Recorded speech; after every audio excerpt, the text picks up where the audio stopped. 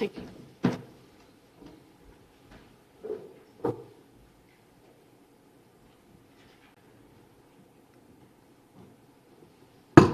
Good evening, everybody. I'd like to call this meeting of the Pinetop-Lakeside Town Council to order. We do have a quorum. Please remember to silence your cell phone, and I'd ask you to stand and join me in the Pledge of Allegiance, and please remain standing for the invocation. I pledge allegiance to the flag of the United States of America and to the republic for which it stands, one nation, under God, indivisible, with liberty and justice for all. Vice Mayor? Our Father in heaven, we're indeed grateful to come before thee at this time to begin this council meeting. We're grateful for this beautiful community in which we have the privilege of living. We are thankful for the moisture thou hast sent to our lands and pray that thou might send more to reinvigorate our forests and keep us safe from fire danger. We're grateful for the dedicated employees we have here at the town of Pinetop-Lakeside, and ask thee to bless them and especially bless our first responders and bless those who serve in our military forces and provide us the freedom that we enjoy here in this great country. We pray now that we might have thy spirit with us as we consider important matters concerning the town, that we might be blessed with wisdom in looking at those issues, and we ask these blessings now in the name of Jesus Christ. Amen. Amen. Thank you, Vice Mayor. Item B on our agenda is call to the public. This is a business meeting of the Town Council. The town values and welcomes public input. Please address the council as a whole and not individual council members. Council action on items addressed in call to the public is limited by the open meeting law. Council may direct staff to study the matter and reschedule for further consideration at a later date. Items on the agenda are not heard during call to the public, and individuals are limited to 3 minutes. Tonight we have 2 requests. First, Kenny Kale. Thank you, Mayor Irwin, town council members, and town staff. Thank you for this opportunity to address you. I am indeed not a citizen of the town, but I've identified myself as a community member since 1969. I'm proud of the people who I've had the pleasure to know, who have come from our community, and acknowledge that we have an unusually high number of people who have made a large impact on the United States and the world. I've recently found that my focus on ideas has been interpreted as criticism to the town staff. I'm well aware of the lack of funding for our employees, who are consistently and unfairly compared to communities who easily create services due to their budget surpluses. I believe we must change that narrative surrounding the possibility of annexation for Pinetop-Lakeside. A closer government is a better government. Can we work together with different ideas? That's a resounding yes. Our mutual history can bring us together with respect for freedom of speech and tolerance of differing views. The Town Council has reviewed the issue of a dog park. Based on the town's financial limitations and the very real concerns of a dog park, the council has chosen to turn down the proposal. It has been recommended to me that I consider developing a community support to develop a committee designed to, first, mitigate the negative concerns of the dog park. Second, to attempt to find the optimal design features for a dog park.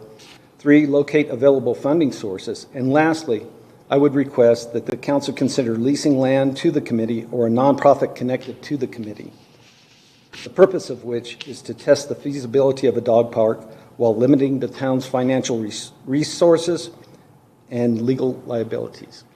In addition, I'd like to mention that April 18th and 19th, we'll be having the junior high state championship. It'll be down in Sholo, and also the state championship for the high school club pickleball. I should mention pickleball, but I figure most of you guys know I'm a pickleball fanatic. That's for the high school, and if we have more attendance, I'd like to talk to the Parks and Rec staff about possibly having the gym use at that time for the junior high and high school also. It depends on the weather, since wind affects the pickleball game quite a bit. Thank you for your time. Thank you, Kenny. We appreciate your passion. Donna Sherwin. Good evening. Thanks for having me and letting me speak to you this evening. On Tuesday, I attended the strategy meeting and the budget pre-meeting, and it was quite a 7-hour process. It was a lot of information presented, and the thing that was concerning to me was the fact that there's no revenue. Some of the comments, I don't see revenue increasing. The budget analysis is needed. We need to continue to get lean and mean. The public says, another thing that was added by Tony Alba, the public says that the town needs to engage more with the community, and that's per results of the survey. We need community outreach expansion. You do the Coffee with Council the second Tuesday of the month at the Pinetop Coffee House, and I would suggest that maybe you do something in a weekly sense and have 2 of the council members come in and maybe have an open house on, let's say, the first Tuesday of the month or second Tuesday of the month or every week, and you have kind of an open house like Eli Crane was here last week, and he had people make appointments, and it would be kind of office hours with the council, and that way they could come in and talk to you directly. Another thing that was said that was really disturbing to me, I've lived here for 30 years, and I seem to, when Rob presented his analysis of what's going on and the marketing, Tabor made a comment, give us some positives. You're telling us all the things that where we're at with our strategic strategy or our 5-year strategy, but we don't know really what we've accomplished. So what I'd like to say is develop maybe a public input where you could have an idea of what we could do with our town besides saying it's fractured, because I know we do need to annex, and if that's not going to happen, then what are we going to do for an income stream? I had a business here for a number of years, and I came up with, while I was sitting there, 48 things to do in this town. There was comments made that there's nothing to do in this town, and I think, how could that be said? So many people, when I had my hotel for the years that I did, would come in and they couldn't wait to get here and they hated to leave. And I've lived here 30 years and I love it. I mean, whether you want to walk, you want to relax, you want to ride bikes, 48 things. I made a list. I made copies for all of you. I think we need to just re-examine. Rob Hepner made a comment that we need to develop our product. I think we have a beautiful product. Our town is just a lovely place to be. We know that by the number of tourists that come here every year. The traffic dictates that, the empty grocery store shelves. I also think it would be nice to be able to look at a box store that would be outside the box of Safeway and Fry's and Bash's, but maybe try to do something like get an REI or get a Bass Pro Shop where it's almost like a center. Excuse me. So anyway, thank you. Thank you, Donna. We also appreciate your passion for our community. Do you want to give me those copies and I can give them? Yeah, Christy can hand them out later. Thank you, Donna. Thank you. Item C on our agenda is the consent agenda. All items listed are considered routine matters and will be enacted by one motion of the council. There will be no separate discussion of these items unless a member of town council requests that an item or items be removed for discussion. Council members may ask questions without removal of the item from the consent agenda, and items removed are considered in their normal sequence unless called out of sequence. We do have a number of items on the consent agenda tonight. Are there any questions from the council? Seeing none, Vice Mayor? I move to approve the consent agenda. I second that. Thank you. And we have a motion and a second. All those in favor, please signify by raising your right hand. Thank you. That carries unanimously. Item D tonight is business before the council. Public comment will be taken at the beginning of each agenda item after the subject has been announced by the mayor and explained by staff. Any citizen who wishes may speak one time for 5 minutes on each agenda item, either before or after council discussion. Questions from council members, however, may be directed to staff or a member of the public through the mayor at any time. Item D1 is a Town of Pinetop-Lakeside Proclamation of Women's History Month 2025. Whereas women in Arizona's history have transformed the state and entire nation through leadership in a wide range of fields, including elected and appointed public service, military service, public safety, entrepreneurship, business, education, medicine, the arts, philanthropy, and charitable service. And whereas the first woman United States Supreme Court Justice, Sandra Day O'Connor, the first woman state chief justice in United States history, Arizona Supreme Court Justice Lorna Lockwood, one of the first women in the United States elected to a state legislature, Representative Rachel Emma Allen Berry are all from Arizona. And whereas Arizona inaugurated 5 female statewide office holders, Governor, Secretary of State, Superintendent of Public Instruction, State Treasurer, and Attorney General in 1999, the first time women held all statewide elected offices in the United States history. And whereas Arizona became the 10th state to grant women full voting rights in 1912, nearly 8 years before the United States Congress ratified the 19th Amendment and granted women the right to vote nationally. And whereas Arizona celebrates the women whose tenacity, courage, and grit contributed to the development and continued growth throughout Arizona communities. And whereas women working in the healthcare and medical industries throughout Arizona have made history during the pandemic, including those who have dedicated time, energy, and resources to vaccinating Arizonans and saving lives. And whereas 38 women are currently serving in the Arizona State Legislature, and whereas women from across the United States have contributed to the achievements, prosperity, and continued growth of our nation, and these examples of leadership and determination should be honored and recognized. And whereas Congress passed legislation in 1981, which authorized and requested the President to proclaim the week beginning March 7th, 1982, as Women's History Week. And whereas every president since 1995 has issued annual proclamations designating March to be Women's History Month. Now therefore, I, Stephanie Irwin, Mayor of the town of Pinetop-Lakeside, do hereby proclaim March 2025 as Women's History Month in the town of Pinetop-Lakeside, in witness whereof I have hereunto set my hand and caused to be affixed the seal of the town of Pinetop-Lakeside, Arizona, done on the 6th day of March 2025. Telling that I'm the only woman up here, I think. Item D2 is updates from Nexus Coalition and the latest drug trends. Vicki, come on up.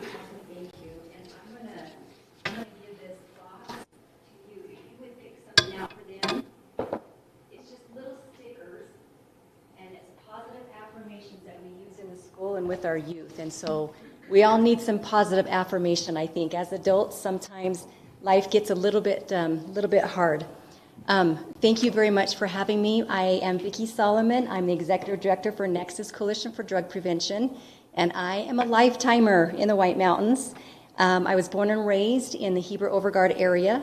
We didn't have a high school at that time, so I was bused over to Snowflake Taylor, and I graduated there. I met this cute guy with rosy red cheeks, and we got married, and I've been in Taylor for about 36 years. My working career, most of my work has been in the Pinetop-Lakeside area, and I thoroughly enjoy it, and I love the White Mountains. I get the opportunity to do what I love most, and that is these two things right here. Number one is reduce substance use and increase resiliency and connection among youth, parents, and caregivers. And then the second part is my favorite, and it is building and establishing that collaboration and connection with different community organizations.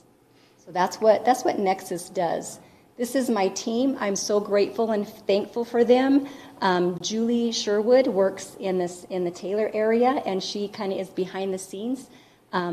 Destiny Hall, we are so grateful for her. She just had a baby on Monday, and so she's out for a couple of months. But she is a great asset to our organization. Valkyrie Chartier, she covers the Snowflake, Taylor, and then she's been working over into Indian Wells and Holbrook and a little bit in Winslow area. And then Brittany Quintanilla, she is here in the Pinetop-Lakeside area, and they do a fantastic job. And I just wanted to share these numbers with you of what we actually did, and then I'll go talk a little bit and show you some pictures of what we did. So for our youth participation, we had about 14,000 youth. For adults, we have 5,700 activities. We had 885. And then naloxone distribution, which naloxone is the opioid reversal, and we give this out for free along with that education. We did 962 of those. And then for our education and outreach was 53,197. And this right here are numbers for our grant fiscal year, which ended this last September. And so from from 1 year back. That was the work that we did. So we are hustling, and I feel like we do a good job. Nexus Coalition. So what do? We've got some evidence-based curriculum that we do in the schools. We've got best practices that we have to use sometimes. And then we always continue working on our staff education. We are part of a statewide group. It's called Substance Awareness Coalition Leaders of Arizona. And there are it grew from 20 to 40 in the last 8 years. And we are still one of the 7 executive committees that are on that substance abuse, our Substance Awareness Coalition Leaders of Arizona. So it's a great organization to be part of, and we get to be part of that executive committee. I know pictures say 1,000 words, and I don't have a voice box to let me say so many thousands of words, so I'm just going to show you some pictures. This is Nexus in action. We provide vaping education. We have Lion's Quest. We do a lot of tabling events at different areas throughout the community. We partner with the 12 different sectors in each of the different towns that we work with, and we try to figure out what we can do to collaborate and partner with them. And then here's some more. We work with Arizona Department of Liquor. They come and provide education with us. Navajo County has been super supportive of us. The Sheriff Office and all of the local law enforcement have been really supportive to Nexus.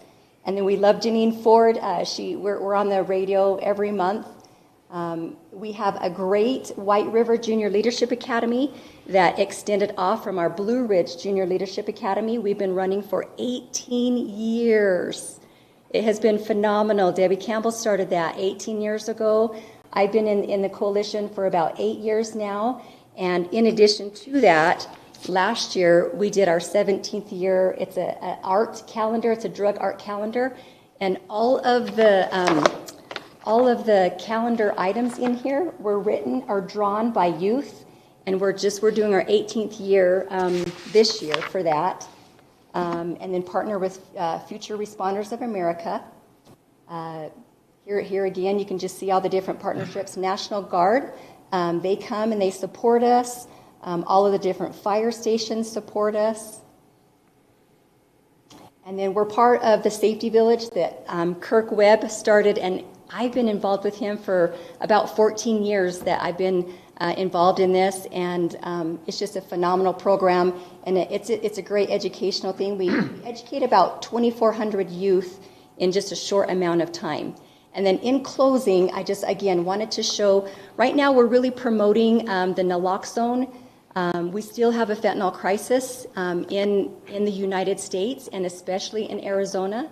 Out of about 100 million pills that were discovered from DEA in all 50 states, 50% of them were coming up through Arizona. And so that's why Arizona, we really get hit hard with fentanyl. And there's been a lot of overdoses. We don't call them overdoses, we call them poisonings. An overdose, to me, is when you take a bunch of pills.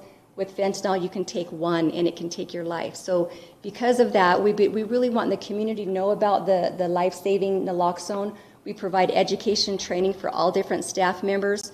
And so if there's something that we can do and you guys see a need, please reach out to us for that. Happy to do that. And is there any questions? Any questions? Go ahead, Vice Mayor. As far as the fentanyl, how are we doing in Navajo County? I mean, is it on the rise or on the decline a little? It's kind of going up and down right now. I can tell you about 6 months ago, it was 7 out of 10 pills. If I were to go out on the street and get 10 pills, 7 out of 10 were a deadly dose of fentanyl. But right now, today, it's 5 out of 10. So it is getting a little better, but it's really hard to say those words because the one pill can actually kill somebody. It's not, alcohol you can drink and drink and drink and drink and drink and drink and drink, and then it might eventually kill you. But the pills, these kids are taking one, and then it's ending their lives. And how about as far as the usage, especially for youth? I mean, do we see more of that now than we did last year, or are we about the same? It is starting to come down. Okay. Starting to come down a little bit. Between the suicide and the overdose or the poisonings, we still are a little bit higher than I feel comfortable with. But it is coming down from, 3 to 5 years ago for sure. Okay, that's good. And since you mentioned vaping, how about that? I mean, is that something that's on the rise? It is appears to me to be. skyrocketing. We have a diversion program, and we just educated a kiddo that was 9 years old, and he said he's already addicted to vaping, and I'm like, you're 9. How did you get addicted that fast? He said he's been vaping since he was 5. And I asked him where he got it from, and it was his older sibling that he retrieved that from. So we usually educate about 4th, 5th grade, but with vaping, we're trying to get in a little bit earlier, but we're careful. You don't want to teach these kids things. You want to prevent these things. So we're very careful about how we go about doing that prevention education, but that vaping is on the rise. A quick little story, Blue Ridge had to shut down twice last year because the kiddos, it's not funny, I'm not laughing, but the kiddos were flushing their vaping units so they wouldn't get caught, and it actually messed up their plumbing, and so they actually had to close down a couple of days because of that. But it's everywhere, throughout all of Navajo County on the reservations where we go, it's everywhere. And the scary thing is they're not only vaping nicotine, they're turning to the marijuana, and we don't want to talk crazy, but they can vape anything in it. I just hope they don't think of it. Thank you. Yeah, thank you. I just appreciate your efforts. I worked with Debbie Camel years ago when she first started. And so to see where you started, where Nexus started, and where it is now, it's been an amazing transformation. So we appreciate all your hard work. You're welcome. And the vaping thing is really scary. I know it's really getting out of hand in the schools, and some of the kids that we talk to when we go to conferences kind of mention that, and how there's certain areas of the school that they don't even want to go because of it. So I don't know how we keep countering it. Just keep at it, like you said. Okay. Well, thank you. Any other comments for Vicky? Scary stuff. Madam Mayor? Yes. If I could just add, so the town does support in a lot of ways the work of Nexus. The Yellow Jacket Center that's next to the library is town-owned, and this is one of the offices that they operate out of. And so we have skin in the game, and so we're really proud to be able to be a part of the support for your team. Thank you. And just a quick update on that. That building is also used for a monthly community networking meeting that has been going on for over 15 years. They meet there now. And then also we have Copa Health that is bringing youth on every Friday, and they're having the youth come in there. And then they're looking at doing a women's group on Thursdays. And so the building is utilized, and we are very, very thankful and grateful for that. Thank you. That's great to know. Thank you for bringing that up, Keith. And are you qualified for the Arizona Tax Credit Program? Darn it. You know what? We're not now. We used to be because it was 50% of the budget, but now our budget has gotten too big, and so we don't have 50% going towards food or clothing for the kids. So That's fine. I just thought I would ask because that's a great program too. thank you. Okay. Yes. All right. Still nonprofit though. Oh, yes, definitely. Okay. Thank you, Vicki. Appreciate your time tonight. Item D3 is an update from the Humane Society of the White Mountains. Josh. Thank you, Mayor and council members. So I apologize, I missed you guys on the last quarter of the year. Things were busy, but we've got some things rolling. I've got a year recap for 2024 for you guys. And then I do have our updated numbers for our spay and neuters for 2025 up to date now as well. So in 2024 year to date, we took in 217 cats. We took in 316 dogs. So there's a total of 533 animals. We returned to the owners 15 cats and 60 dogs. So the RTOs were pretty good. We did, I don't have all the adoption numbers here. We did have some adoptions. I've noticed, you know, and talking with staff that have been there much longer than I have been, that the adoption numbers have, you know, slowly been declining.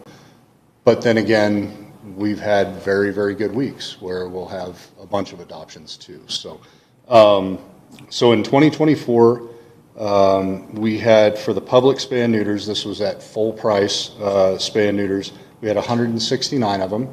And then under our grant, we had 289 for the year of 2024. And for that grant cycle, which went back into 23 through 24.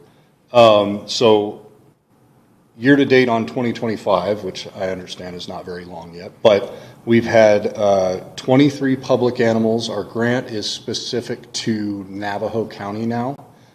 They specified that in the grant now, so if anybody's coming from Apache County, unfortunately, they don't qualify for the grant. So we have had 23, full price, so to speak, spay or neuters, and then we've had 57 on the grant thus far in 2025. Other than that, we have we're finally moving forward on getting a generator for the property so that in case we lose power, we can still provide, the necessary water and heat and cooling, depending on when it is. And we're also currently very early on, but we're working on trying to do an addition on our property, of course, but to add a new stray cat building, I guess it would be. It's going to be for our stray cats, and then eventually try and remodel the building that we have our stray cats and isolation unit into one bigger isolation unit for, cats that are sick and need to be recovering from that. So that's all I have. If you have any questions, I'd be glad to answer them. Okay, thanks for coming tonight. Anybody have any questions for Josh? Appreciate all the work that you do in our community. Go ahead. Did you want to introduce Deb? Debbie. I was going to at the next meeting, but I can't now. Okay. So this is Debbie Neff. So Debbie has been with the organization for 18 years now? In November, it'll be 18 years. 18 years in November. Her and I have known each other for at least 15 years now. I am going to be moving on from my position, and she will be taking over as the executive director when I do. There's no date set yet, but that's the plans. Okay. Welcome, Debbie. Welcome. Thank you. Thank you. Okay, thank you, guys. Sorry if I jumped your gun. Sorry. Item D4 is a discussion and consideration of resolution number 25-1771, adopting a policy for incentivizing workforce housing. Jeremiah? Good evening, Madam Mayor, members of the council, and citizens of the town of Pinetop-Lakeside. This is in alignment with our strategic plan that we discussed a few short days ago. It falls under the action item of increasing access to affordable housing. While it's not necessarily considered affordable housing, it still is pushing towards moving the needle in that direction. It's specifically geared towards the income bracket from 60% to 120% of the area median income. It's based off of the city of Show Low's policy on workforce housing, the key difference being it's not, and this is based off of feedback from the town attorney and somebody that's actually interested in the policy. We can't really tie the price of a home to the area median income. It's driven by market factors, especially in our area. But what we can do is, if they choose to accept the incentive, which is actually more than the city of Show Low offers monetarily, they offer $1,000. We're offering $2,500 for each unit, and that comes as a rebate to the construction taxes. So how that's going to be handled is basically they express the interest, and then we will file an agreement and record it at the county. And every year I'll have to monitor and make sure that they fell in within the guidelines of the policy, specifically that they met that 60 to 120% of the area median income, the resident living in there.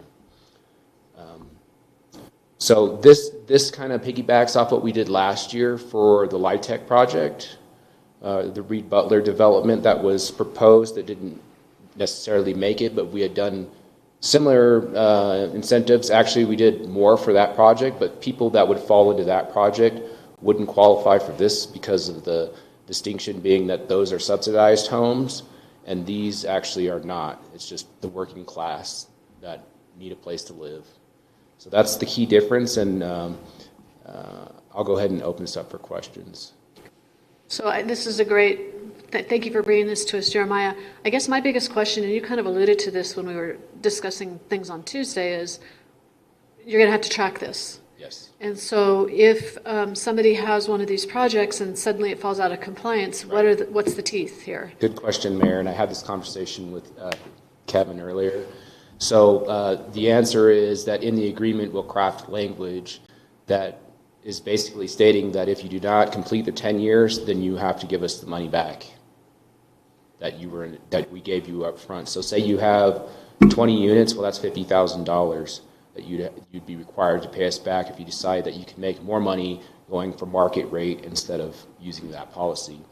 Interesting, though, I did have conversation with somebody that was pretty interested in it, and not necessarily for the monetary value, but was specifically looking at the density increases that it allows. So, for instance, in a commercially zoned area, it allows 50% max coverage for multifamily, even though it's zoned commercially, it defaults to R3. So in that case, it would actually allow 60%. So they would get more return on investment based on that alone. And so we would require them to pay us back, and if they don't, can we lien the property then, or do something like that? Yeah, it would be a civil action, and we'd most likely lien the property, but we could also take them to court if they're in violation of the agreement. We'll have to craft the language with the town attorney within the agreement. And what about because I know the permit fees would be waived, so we would not recover any of that, just the $2,500? Wasn't the permit fees are actually not waived in this. It's strictly, I'm pretty sure it's strictly the construction rebate taxes. Now, what we do offer for that is priority inspections. So basically, and I had this conversation with the building official earlier, if, say, he has 10 different projects and one of these is a workforce housing project, well, it automatically gets bumped to the front of the queue. So he puts everything aside and takes that one first, reviews it before he looks at everything else, gets it approved or approved with red lines, and then when they come in for inspections, it goes to the front of the line. So if he has 20 inspections to do that week, well, that's the first one that's going to be taken care of. Okay, because in the second paragraph of this discussion, it does say waivers of permit fees, so that's where We can, it very well may. Like I said, we copied it from the city of Shiloh, so if that's what it says, that's what we're going to do. Okay, I just wanted to... Which makes it even more enticing. Exactly. Yeah. Exactly. Okay. Thank you. And so you'll come up with some kind of a process for all this? We will create the agreement. The agreement, okay. Yeah. Thank you. Any other questions for Jeremiah? Following up on the mayor's question, you don't require any kind of a bond or anything to make sure they adhere to all those criteria, do you? No. It's strictly if they're in violation of the agreement. Like I said, we'll craft that language within the agreement to say, hey, if you're in violation, then yes, you have to give us the money back. We had a discussion of how does that work? Do we do it as a graduated? Do we give them payments each year that they do? But it's almost more of a hassle, and we know interests, and so it's not even worth the same amount today that it is tomorrow. So really the cleanest way to handle that is just to capture it within the agreement, and if we have to go to court, then we have to go to court, or we just record a lien. But really, if we record a lien, there's no guarantee that they'll ever sell the building, at least within my lifetime. So it's probably more expedient just to take them to court and say, well, you owe us, whatever X amount of dollars. Hopefully it doesn't come to that. Hopefully we have people that play by the rules. Hopefully. So there'll be an affidavit that they have to sign every year and attest to the fact that they fall within the policy guidelines. Okay. Is trying to understand the sales side of it. What's our repercussions? Say if a developer develops a property and sells it, then at that point that developer has no more skin in the game, or do they have skin in the game from that point forward? Could somebody come in and just buy the property and then turn around and flip it, and it's no longer affordable housing? They could, and we can't prevent them from doing that. But then that's when we would take action and say, hey, I mean, we could actually create a lien as well. So if that happens, then we automatically get our money back, and that may be one way to handle that, because then we're at least guaranteed to get the money back in that specific scenario. So it wouldn't be to our disadvantage. It would certainly be advantageous for us just to go ahead and record a lien anyway and say that it expires in 10 years if they meet the guidelines of the policy. So we can tackle it in a number of ways. So I'm sure you'll flesh that out a little bit more. Yeah. once we get this policy enacted. Okay. Vice Mayor? So right now, the range of rental range would be 783 to 1566. Is that correct? That's what I. Yeah, But again, that's based. dynamic, That's based on markets, so yeah, it is dynamic. It may change next year. right? Could go up or down Right. depending on the, okay. That's just based off of the area median income from the census that I was able to pull recent data. Okay. All right, I think this is good. I mean, at least we're trying to give some incentive to get some more housing people here, so. Definitely a step in the right direction. Yeah, so we got that, and as Rob Hefner mentioned the other day, we also have the workforce, the school district teacher wages project. So there's a number of things that we're advancing the needle for affordable housing. We have a long way to go, and but we're making progress. So. Thank you. Then, are there any other questions? Yep. Like you say, step in the right direction. Yes. I'd entertain a motion then. Councilor Heisler? I move to approve resolution number 251771, adopting a policy for incentivizing workforce housing. Second. Thank you. We have a motion second. Is there further discussion? All those in favor, please signify by raising your right hand. Thank you. That carries unanimously. Thank you, Jeremiah. Much appreciated. Move on then to item D5, which is a discussion and consideration of resolution number 25-1772, approving an MOU with off-duty management for the purpose of staffing for school security. Commander. Good evening, Mayor and Vice Mayor and Council. Yes, I'm here for you to consider an agreement with off-duty management, and this is about our 3 schools. The school district received a mini grant for just over $500,000 to provide officers at each one of the schools. They have 2 different options. They can either have a school resource officer, which is what a lot of us are familiar with, which is a officer that comes from our department and is a full-time, basically spends full-time at the school. The other option they have is to have a school security officer, which is an officer that is also at the school, basically performing the same functions as an SRO, but it's a person in an off-duty capacity that's not necessarily coming from our department. So the school has already set that in motion, and they already have school safety officers working there. Right now, we are not part of the program with off-duty management to be able to participate in that. So it's been the county. I just heard today that there's people from Prescott Valley that come do it at the school, so it could be a statewide thing. So what we're trying to do is get our department on with off-duty management, and what that means to us is that they would sign up with off-duty management, and that would give them availability to the schedule to sign up for these positions at the schools. We as a department have the ability to restrict where they can work and when they can work. So right now our only desire is for them to work at the school, our officers. So they would sign up for the program. Off-duty management would make the positions available, and then once we get on board, our officers have priority over everybody else to sign up for those positions at the school first.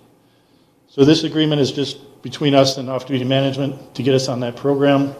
None of the monies come through the town. Everything is paid in an off-duty capacity to the officers. Basically, the officers are a contractor to off-duty management. The school requests what they want. Off-duty management supplies it. The school pays off-duty management pays the officer, and they're fully covered by insurance for workman's comp, liability, and everything else. So it takes the town out of the picture for the most part. Obviously, if something happened there that the officer stepped from being a school security officer and performing their duties as an Arizona peace officer, that would kind of fall back on us at that point. But that's what it's all about. Okay, thank you. That sounds like a great program until we can actually get a school resource officers in there. Unfortunately, there's like a statewide shortage of people that actually want to be school resource officers, so this is a program they came up with to fill that void. Okay. Any other questions? Okay. No, just one comment. As I was reading through it, I saw that there's an out. If it isn't working either party can cancel 30 days notice. Yes. That's good for when it doesn't work. Correct. There's a lot of control by both parties. So one of the things the school talked about and off-duty management agreed was that if they find an officer that they like and that officer can work, every Friday or whatever because their schedule lets them do that, the school can specifically request that officer to work that position like every Friday, so there's some consistency there and they can build those relationships better. Thank you. Vice Mayor? I mean, I do think this is good to fill in. I hope we don't think, well, let's just go with this. We still need a resource officer. That would be so much better. Yes, we are working on this still. Okay, and so as I was reading through it, so basically, and you kind of said they're not actually in peace officer status there per se. They're more security, although if something rises to the occasion, they can then rise to the occasion as a peace officer and do what they need to do. Is that how it works there? Or? Yes, I mean, as officers, we're always sworn and we can always perform our duties, whether on duty, off duty, whatever. But their main purpose there is the education and building the relationships and just being a presence on the campus. So yes, they're not going to be performing a lot of their actual authority as an officer. They will handle anything that happens, even if it's vaping or whatever. That officer will be expected to handle that, and if it's something that rises to the level that's going to need follow-up, they'll get us involved as one of our on-duty officers involved, and then they'll collaborate to take care of that business. Okay. Do we have any idea? So what are they? Probably no officer is spending more than a day a week there, I guess. The one as I was reading through, so that they keep in with the timing. Right now, I know the school requested basically one officer per school per day that they're in session. I'm not sure what they're actually filling. I haven't been real privy to that information as far as, and it can be anybody. So it's done on a first come, first served basis for the officers signing up for it. So I'm not sure what the rotation or the variation looks at right now. Okay. And just one other, just out of curiosity, I saw something there about $5 per hour for vehicles. Does that come to the police department or to the town then for our officers that are? This agreement covers all different types of jobs. So when they call them the customer, when the customer goes to off-duty management, and you probably see it a lot on the highways where there's a DPS car or something sitting in a construction zone, that job requires a vehicle.